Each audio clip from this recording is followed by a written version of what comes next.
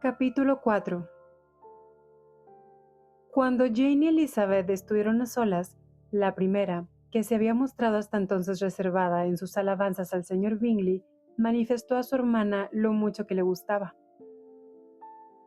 «Es exactamente lo que debe ser un joven», dijo. «Razonable, con buen humor, animado. No he visto nunca modales tan perfectos. Tanta soltura y una buena educación tan impecable». «Y además es muy bien parecido», replicó Elizabeth, «que es algo que un joven debe igualmente procurar si es que está a su alcance. Cabe decir, por lo tanto, que es un joven muy completo». «No sabes lo mucho que me gustó que me sacara a bailar la segunda vez. No me esperaba semejante cumplido». «¿De veras? Pues yo sí lo esperaba por ti. Pero esa es una gran diferencia que existe entre nosotras. Los cumplidos a ti te sorprenden siempre, a mí nunca. Nada más lógico que sacarte otra vez a bailar. Si no es ciego, tuvo que darse cuenta de que eras 5 veces más bonita que todas las demás. No hay que considerarlo galante por hacer eso. Bueno, sin duda es muy agradable y te doy permiso para que te guste. Te han gustado personas mucho más estúpidas». «Lizzie, eres demasiado propensa, no sé si te has dado cuenta, a que te guste todo el mundo. Nunca encuentras faltas a nadie.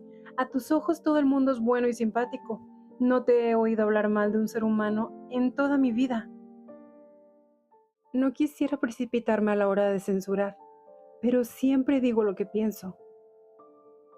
Sé que lo haces, y eso es lo que resulta admirable, teniendo como tienes mucho sentido común, que seas tan sinceramente ciega a las locuras y estupideces de los demás. Hay mucha gente que finge ser candorosa. Encuentras personas así por todas partes.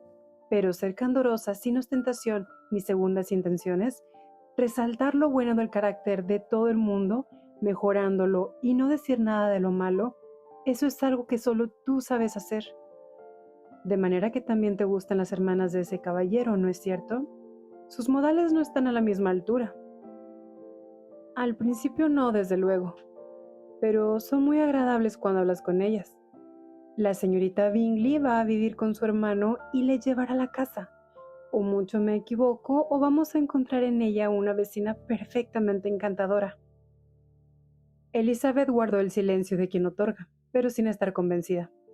El comportamiento de las hermanas del señor Bingley en el baile no estaba calculado para complacer a todo el mundo, y con más agudeza de observación, un temperamento menos adaptable que el de su hermana y una capacidad de juicio nada dulcificada por atenciones que no había recibido, estaba muy poco dispuesta a darles su aprobación.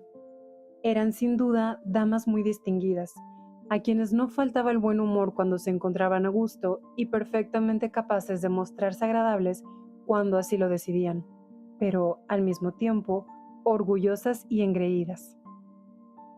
Bastante bien parecidas y educadas en una de las primeras instituciones docentes de carácter privado creadas en Londres. Tenían una fortuna de 20,000 libras. Estaban acostumbradas a gastar por encima de sus posibilidades y a relacionarse con personas de elevada posición y, en consecuencia, se sentían autorizadas, desde todos los puntos de vista, a tener tan inmejorable opinión de sí mismas como pobre de los demás. Eran una familia respetable del norte de Inglaterra, circunstancia que tenían muy grabada en la memoria, al mismo tiempo que procuraban olvidar que tanto la fortuna de su hermano como la suya propia se habían forjado en el comercio. El señor Bingley había heredado de su padre bienes por valor de casi 100,000 libras esterlinas. Su progenitor tuvo intención de convertirse en terrateniente, pero no llegó a vivir para hacerlo. El señor Bingley acariciaba el mismo propósito y, en ocasiones, elegía incluso el condado, pero como ahora disponía ya de una buena casa e incluso de los derechos de casa anexos, muchos de los que sabían de su buen conformar se inclinaban a creer que quizá pasara el resto de sus días en Netherfield y dejara para la siguiente generación el trabajo de hacerse terrateniente. Sus hermanas estaban muy deseosas de que tuviera una casa que le perteneciera, pero, aunque en aquel momento solo se había establecido como arrendatario, la señorita Bingley no se mostraba en absoluto remisa a presidir su mesa. Tampoco la señora Hurst, casada con un hombre de más distinción que fortuna, ponía reparos a considerar la casa de su hermano como hogar propio cuando lo encontraba conveniente.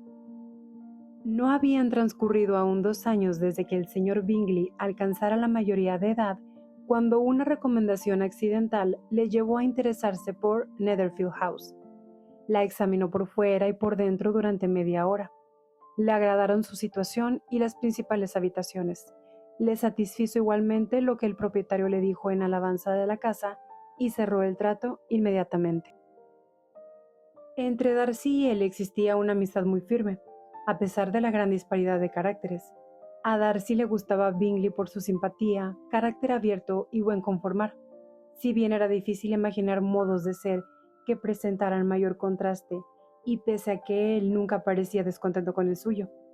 Bingley estaba convencido, sin reservas de ninguna clase, de la alta estima en que Darcy le tenía, al mismo tiempo que valoraba al máximo sus opiniones. Darcy contaba con mejor cabeza.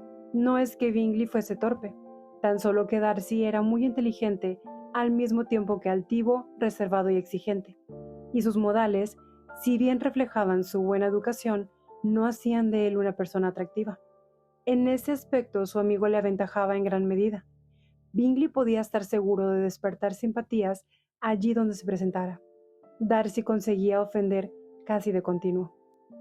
Su respectiva manera de expresarse durante la reunión de Meryton es suficientemente expresiva.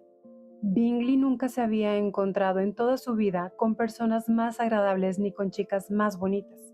Todo el mundo se había mostrado amable y atento con él, sin formalismos ni tiranteses, y muy pronto tuvo el convencimiento de conocer a todos los presentes. En cuanto a Jane Bennet, no cabía imaginar un ángel de mayor belleza.